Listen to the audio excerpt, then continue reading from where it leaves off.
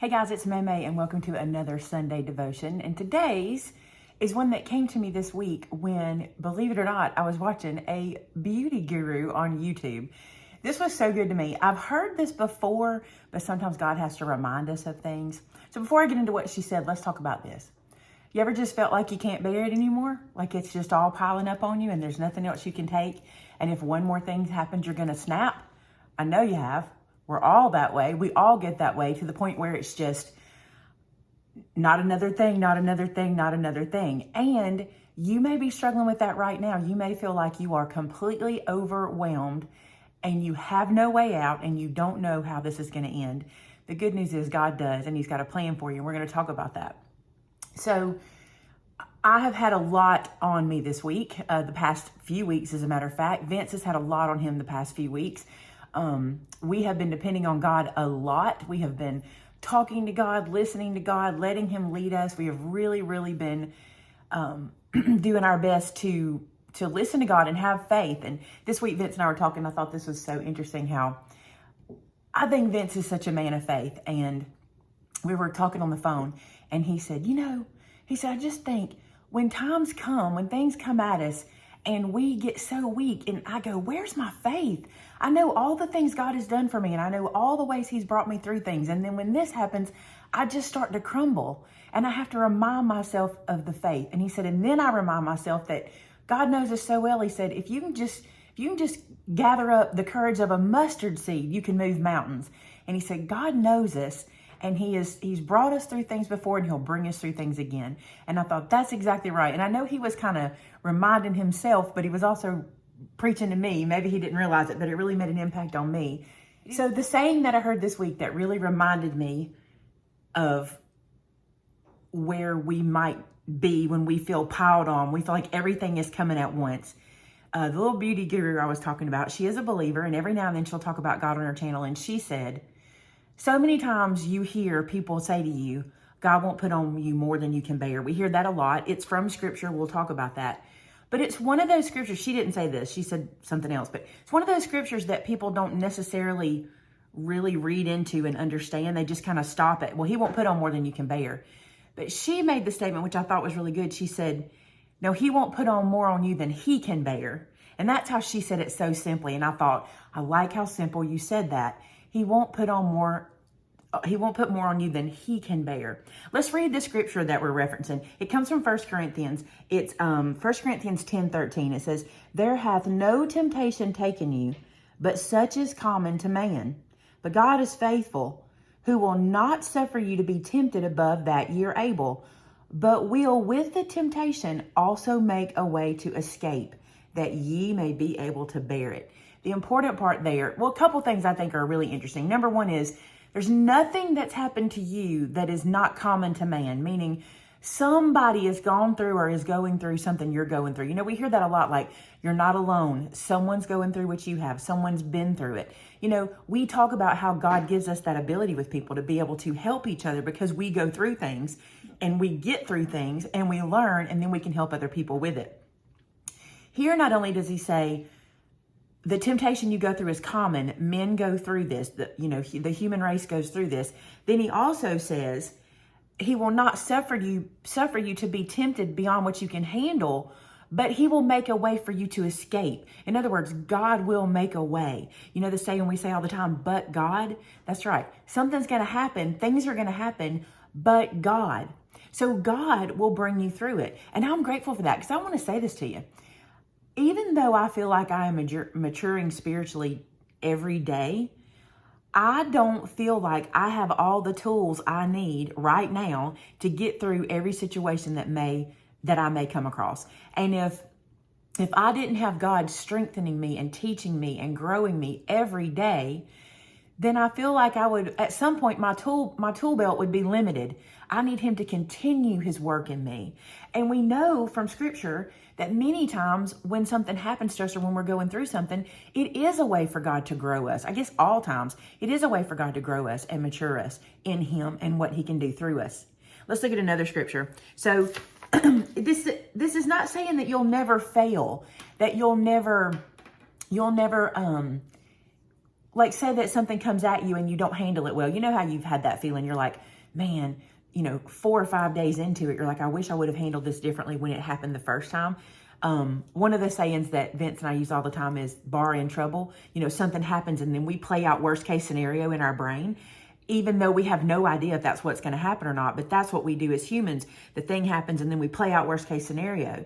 Well, if the thing happens and we can play out what's God's scenario and we can just lean on God, we have a whole different outcome. So it doesn't mean that things are going to happen to you and you're just going to go, oh, God's got this. It doesn't mean that. But it does mean that he's going to equip us, right? Let's look at this one. 2 Corinthians 9:8. I have this on my computer so I can see it. It says, and God is able to make all grace abound toward you, that ye, always having all sufficiency in all things, may abound to every good work. The part I love about that is, and God is able to make all grace abound toward you. Things are going to happen. God knows that, and he has grace for you. Even if you fail, even if a situation comes up and you go worst case scenario and you lock yourself in your room and you pull your pillow over your head and you just stay there for 3 or 4 days, which I hope you don't do, but it can happen. I've done it. It can happen. Even if we handle it wrong in the beginning, God has grace for us where we can go back and go, God, I did not wait for you. I did not talk to you about this. I didn't listen to you. And I borrowed trouble. I borrowed things that weren't even going to happen. My grandma used to say, 9 times out of 10, the things we worry about never happen. The things that we spend time thinking on, the things that we always are afraid are going to happen, never happen. And the stuff that does happen, we don't see coming, right? But God does, and he is there for us. So not always will we be, super successful in how we handle situations, but God will give us grace where we aren't.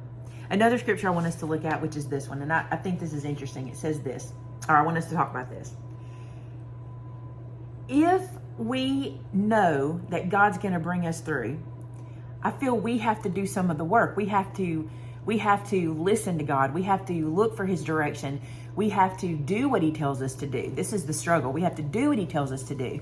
How many times in scripture when we come across a problem, what does scripture tell us? It never, ever, ever tells us, go into your hiding place, lock yourself in, don't think about anything but this. It never tells us, plan out every worst case scenario. It never tells us that. It always says, scripture always says, God tells us, he reminds us through apostles, through disciples, through every teaching in the Bible, through Jesus, he reminds us, do not worry, do not fear, do not take fear on as a partner. That's what my mom has always taught me. Do not take depression on as a partner. Do not take fear on as a partner. You can't do that. Instead, we have to know that God is working in us in those times, and he is going to refine us, and he's going to bring us out.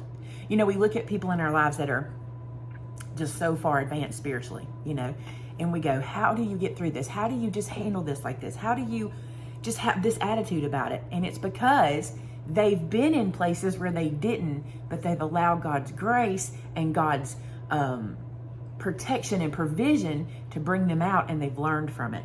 So Romans 1:6 says, he who began a good work in you will bring it to completion at the day of Christ. He who began a work in you will bring it to completion. We got to put in work too. We got to be listening to God. We got to be reading the word. We got to be trusting what he says. We got to lean on it. And I'm going to tell you something. That is hard. I'm not going to say to you, oh, just trust God. No, it's not that easy. It's work.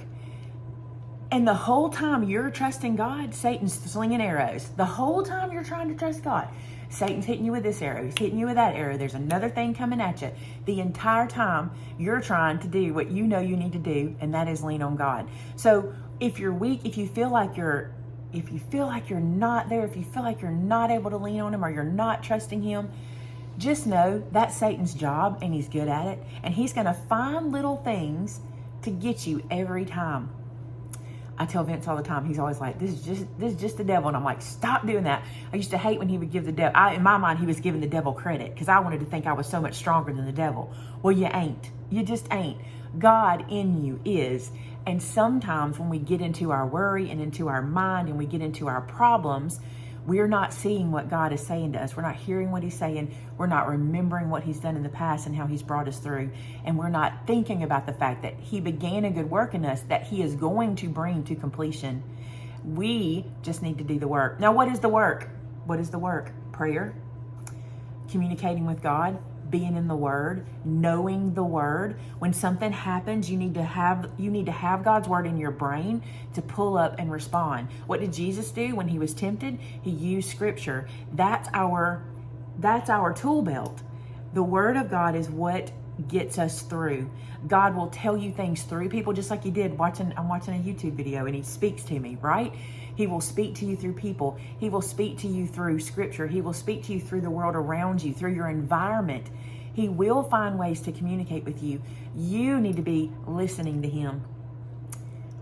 Recently I was talking to God and I'm just like, I'm just going to listen to you, God. I'm just going to listen to you. And he said, you can't hear me if you're not in my Word. I was not in the Word at the time. I was, I don't remember what I was doing, but I remember going, oh. And he said to me, I need you to get the book your mother gave you and I need you to read it. She had given me a book like 3 or 4 weeks ago. I need you to get the book your mother gave you and I need you to read it. And that has been my focus. Like, he's going to speak to you in different ways. He may not speak to you like that. And no, it was not audible. It was just, I just was going in my mind, the Holy Spirit was leading me to know that God was saying, you need to get in the Word. If you want to hear from me, you got to get in the Word. And I believe he says that to us. And I believe that's me being vulnerable with you guys today to tell you that. The only way we can hear from him is when we communicate with him, right? So if you're struggling, if things are heavy, if you're thinking, God, I can't bear this, you can't alone. He never wants us to be alone. He won't leave us or forsake us. He doesn't want us to try to do anything alone. He wants us to do everything with him, and you cannot do it without him. Now, whatever it may be, you can do with him, whatever it may be, because nothing is impossible for God. And I've told y'all this 1,000 times. Sometimes he'll do something, he'll make something happen in our lives, and I'll go, I would have never thought of that route. We wouldn't have thought of that because God can do the impossible. So today, if you're struggling, if you feel like everything is piled on you and you cannot take one more thing, go to God. Don't do it alone. Don't wait any longer. Get in the Word. Listen to what he's saying to you. Turn on worship music and listen to him. Listen to songs that remind you. You know, that's why God gives people songs, to remind us of who he is and what he's done for us. Praise him, worship him, get alone with him. Consciously get alone with him. Make the room quiet where you can hear him. Put technology and distractions away. Find your place. I'll leave you with this. My friend Brenda, I just love this. I think she's so brilliant and she's such an awesome prayer warrior. And recently she was praying for me and I love this about her. She said, I know how to pray for parts of this issue, but tell me what to pray specifically. And I said, okay, here's what I want you to pray specifically. And literally God answered her prayer that day. And I don't believe that. I don't believe it's because Brenda has any special connection with him. I just believe that when a friend says to you, how can I pray specifically for you? And they do, God responds. I just believe he responds to us. And so she has, I've told you guys this before, she has this little art building that she paints in and stuff. But on the way to it is a trail in the little woods of her house. It's not really the woods, but it's kind of on the edge of the woods. And we were walking through there one day and she said, this is my prayer walk. And I said, your prayer walk? She said, yes. She said, I get out here and walk when I talk to God. And she even has, and I love this, she even has spots where she's marked things that she was praying for to remind her of what she was praying for during those times. And I just think that's beautiful. And, you know, we talked about that, building walls, building the stone so it can remind us what God has done for us in our life and things like that. And I just think that was a beautiful thing. And so if you need to get a prayer walk, if you need a prayer closet, if you need a war room, y'all know about that, the movie that came out. If you need that, make that happen for you so you can have that communion, that communication, that community with God. Have that in your life. You have a place where you go and you get alone with him. It'll change things for you. I just believe it. I have my place. I'm sure everybody has their place. It'll change things. I said I was going to leave you with that, but I want to tell you one more thing that I think is really cool. So we have a pastor friend whose father had a chair in the woods, and he had a Rolodex. And on that Rolodex, he would write prayer requests, and he would go to that chair. It was just a chair by a tree in the woods. I've seen it, which it's really cool to see. Just a chair by a tree with his little Rolodex. And he would go out there and he would pray for people at that chair. And that's where he got alone with God. I believe we need those places. I believe we let way too many things distract us and pull us from God. And I believe we need those places where we can be with him and we can be alone with him and we can hear from him, because he won't put on more than we can bear, because he will make us a way to escape, and he will be our refuge. I hope that spoke to somebody today. Sometimes I feel like I just ramble, but this is what God said to me this week, and I feel like this is what he wanted me to bring to you, and I just pray that it speaks to you and helps you in your walk today. Let's pray. God, thank you so much for the word. Thank you so much for how you've given us the answer to all that we need to know, how you lead us and you guide us through every situation in our life. God, I pray today that you'll raise up in us a group of people that are hungry for your word, that want to know what you're saying to us, that want to be able to call on what you have to say to us over and over again. God, I pray you'll make us a group of people here that go to our place to be with you, that find that aloneness with you, that time to be with you, and speak with you and talk to you and tell you how we're feeling and communicate with you with how you would like us to feel and how you want us to carry out our days and the way we do things. God, when trials and temptations come our way, I pray that you're the first person we lean on. I pray that we always go to you first and we listen to you and we do what you lead us and guide us to do. God, thank you for Jesus. Thank you for the blood he shed for us and how he saved us from our sin and how we can now have this relationship with you, this eternal relationship with you, God. Thank you so much for that blessing and for your grace and for your guidance. I ask all these things today in Jesus' name. Amen. All right, guys, I hope that spoke to you today. I hope you have a wonderful Sunday. And until we meet again, bye now.